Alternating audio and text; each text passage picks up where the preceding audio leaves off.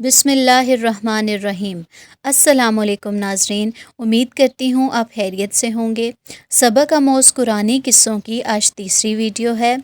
اگر آپ کو یہ قصے یہ سیریز پسند آ رہے ہیں تو پلیز لائک اور سبسکرائب ضرور کیجیے گا اور بیل آئیکن کو بھی دبا دیجیے گا تاکہ ہر نئی آنے والی ویڈیو کا نوٹیفیکیشن آپ کو ملتا رہے۔ پلیز اپنی پازیٹیو فیڈ بیک ضرور دیجیے گا۔ چلیں تو شروع کرتے ہیں اپنا آج کا قصہ۔ حضرت نوح علیہ السلام نے اپنی پوری زندگی خدا کی عبادت اور اس کی دی ہوئی نعمتوں میں گزاری۔ جب ان کو نبی بنایا گیا تو انہوں نے اپنی قوم کو خدا کی عبادت کرنے اور بت پرستی چھوڑنے کی دعوت دی۔ کئی سالوں تک حضرت نوح علیہ السلام خدا کے دین کی تبلیغ کرتے رہے اور لوگوں کو خدا کے عذاب سے ڈراتے رہے اور اس کی رحمت اور مہربانی کی امید بھی دلاتے رہے۔ سینکڑوں سال کی تبلیغ کے باوجود ان کی قوم نہیں مانی اور خدا کے نبی کی اطاعت اور پیروی کرنے سے انکار کر دیا۔ کئی نسلیں گزر گئیں لیکن چند لوگوں کے علاوہ کوئی بھی حضرت نوح پر ایمان نہیں لایا، بلکہ وہ مشرک اور کافر قوم اپنی اولاد سے بھی یہی وصیت کرتی تھی کہ نوح علیہ السلام کی بات نہ ماننا اور ان سے مقابلہ کرنا، اور اتنے زیادہ کٹر اور ضدی ہو گئے کہ جب جناب نوح علیہ السلام کچھ کہتے تو وہ لوگ کانوں میں انگلیاں ڈال دیا کرتے اور اپنے سر اور چہرے کو کپڑے سے چھپا لیتے تاکہ کچھ سننے نہ پائیں۔ حضرت نوح علیہ السلام ہمیشہ ان سے کہتے، اے لوگو، تم میرے خاندان اور قبیلے کے افراد ہو، میں تمہارا دوست ہوں، دشمن نہیں ہوں۔ تم سب کو خدا کی طرف بلاتا ہوں اور بت پرستی ترک کرنے کی وصیت کرتا ہوں۔ اگر تم لوگ خدا کو مانو اور زندگی کی کامیابی کے اصولوں کے مطابق زندگی بسر کرو تو خدا تمہیں معاف کر دے گا اور تم سب کو صحت و سلامتی، لمبی عمر اور خوش بختی عطا کرے گا۔ اگر تم اپنے آپ کو خدا سے قریب کرو گے تو جہنم کی آگ سے محفوظ رہو گے اور خدا کی طرف سے تمہارے اوپر خیر اور برکت کی اور رحمت کی بارش ہوگی۔ تمہارے کھیت سرسبز و شاداب ہو جائیں گے اور تم خدا کی بے شمار نعمتوں سے فائدہ اٹھا سکو گے۔ خدا کی طرف پلٹ آؤ، اور خدا جس نے ہم کو، تم کو اور پوری دنیا کو پیدا کیا ہے اور انسان کو عقل و فکر جیسی نعمت دے کر اسے عزت بخشی ہے، مگر افسوس ان نادان اور ناشکرے لوگوں نے جناب نوح کی بات پر دھیان نہیں دیا اور اسی طرح کفر اور شرک، غرور اور بدبختی میں زندگی بسر کرتے رہے، بلکہ ان کی گستاخی اس حد تک بڑھ گئی کہ جناب نوح پر پتھروں کی بوچھار کرنے لگے۔ وہ برداشت کرتے رہے بلکہ ان لوگوں کے لیے دعا کرتے رہے، خدایا ان لوگوں کو ہدایت عطا فرما جو نادانی کی وجہ سے میری مخالفت کر رہے ہیں۔ حضرت نوح علیہ السلام انہیں ہدایت کی طرف بلاتے رہے، لیکن یہ نادان افراد دن بدن ان کو اور زیادہ پریشان کرنے لگے۔ حضرت نوح علیہ السلام کے ساتھیوں نے ان سے کہا، آپ اللہ کے نبی ہیں، ان لوگوں کے لیے بد دعا کیوں نہیں کرتے؟ حضرت نوح بھی اب ان کے رویے سے تنگ آ چکے تھے۔ انہوں نے خدا کی بارگاہ میں عرض کی، خدایا میری مدد فرما اور کافروں کو اس زمین میں نیست و نابود فرما۔ خدا نے ان کی دعا قبول کر لی اور عذاب خدا کے آثار ظاہر ہونے لگے۔ 40 سال تک ان لوگوں کے یہاں کسی بھی بچے کی ولادت نہیں ہوئی، ہر جگہ قحط پڑ گیا اور ان کی ساری دولت ختم ہو گئی۔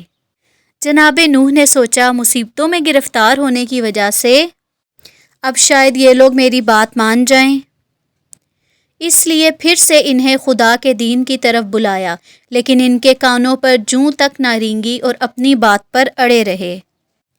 تب خدا نے حضرت نوح کو وحی کی، اب ہمارے حکم سے اور ہمارے سامنے کشتی بنائیے۔ حضرت نوح علیہ السلام خدا کے حکم سے شہر سے کچھ دور جا کر کشتی بنانے میں مشغول ہو گئے۔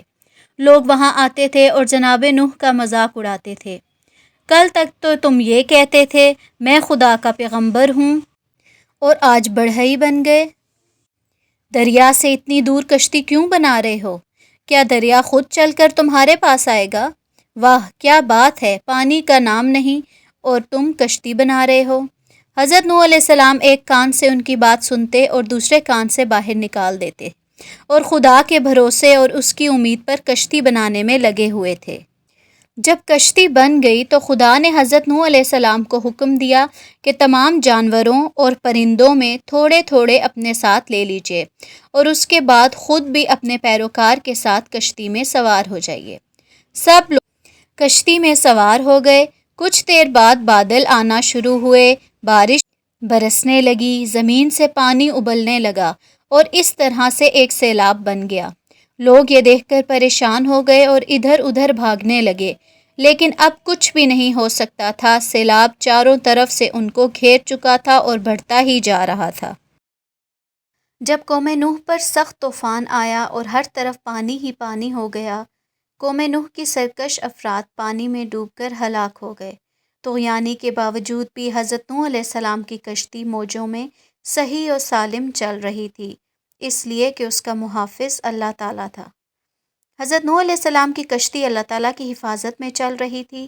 اسی دوران آپ علیہ السلام نے اپنے مشرک بیٹے یام، جس کا لقب کنعان تھا، کو آواز دی کہ آؤ، آپ بھی ہمارے دین میں شامل ہو کر ہمارے ساتھ کشتی میں سوار ہو جاؤ۔ بیٹے نے اس نازک موقع پر بھی اپنے باپ کی دعوت کو رد کر دیا اور اپنے ہاتھوں میں اپنی ہلاکت کو مول لیا۔ حضرت نوح علیہ السلام نے اپنے مشرک بیٹے کو کشتی پر سوار کرنا چاہا، لیکن اس نے انکار کر دیا۔ پھر آپ علیہ السلام نے اپنی آنکھوں سے اسے موجوں میں ڈوبتے ہوئے دیکھا تو اللہ تعالیٰ سے اسے بچانے کی درخواست کی، جس پر اللہ تعالیٰ نے ناراضگی کا اظہار فرمایا، اس لیے کہ اللہ تعالیٰ کے نزدیک شرک بہت بڑا گناہ ہے۔ آسمان سے شدید بارش اور زمین سے پانی کے فوارے نکلنے پر زمین پر بہت سا پانی اکٹھا ہو گیا، جس میں تمام کافر ڈوب گئے۔ صرف وہی لوگ بچے جو حضرت نوح علیہ السلام کے ساتھ کشتی میں سوار تھے۔ اللہ الحاکم الحاکمین کا طے کردہ فیصلہ پورا ہو گیا تو اللہ تعالیٰ نے زمین کو حکم دیا کہ جو بھی تمہارے اوپر پانی ہے اسے پی جاؤ، اور آسمان کو حکم دیا کہ بارش برسانا بند کر دو۔ دونوں نے اللہ کے حکم کی تکمیل کی۔ زمین کا پانی کم ہونا شروع ہو گیا اور پہاڑوں کی چوٹیاں نظر آنے لگیں، تو حضرت نوح علیہ السلام کی کشتی جودی پہاڑ پر جا ٹھہری، جو عراق کے شہر موصول کے قریب ہے۔ اللہ تعالیٰ نے حضرت نوح علیہ السلام سے فرمایا کہ اب آپ سلامتی کے ساتھ کشتی سے زمین پر اتر جائیے۔ آپ پر اور آپ کے مسلمان ساتھیوں پر اللہ تعالیٰ کی برکتوں اور رحمت کا سایہ رہے گا، اور ان میں سے کچھ کی نسل میں سے ایسے لوگ پیدا ہوں گے جو آگے چل کر کفر کی راہ اختیار کریں گے، اور ان کا مقصود دنیا کا عیش و آرام ہوگا۔ ہم انہیں دنیا سے فائدہ اٹھانے کا موقع تو دیں گے، لیکن آخر کار انہیں دردناک عذاب سے دوچار ہونا پڑے گا۔ حضرت نوح علیہ السلام اس کے بعد سینکڑوں سال زندہ رہے اور خدا کا پیغام لوگوں تک پہنچاتے رہے۔ ایک دن خدا کا ایک فرشتہ جناب نوح کے لیے خدا کی طرف سے ایک پیغام لایا۔ اے نوح، آپ کی عمر اور نبوت ختم ہونے والی ہے اور آپ دنیا سے جانے والے ہیں۔ اب اپنے بیٹے سام کو اپنا جانشین بنائیے، اس لیے کہ یہ زمین کسی وقت بھی ہادی اور رہنما سے خالی نہیں ہو سکتی، تاکہ لوگ یہ بہانہ نہ بنا سکیں کہ ہماری ہدایت کرنے والا کوئی نہ تھا۔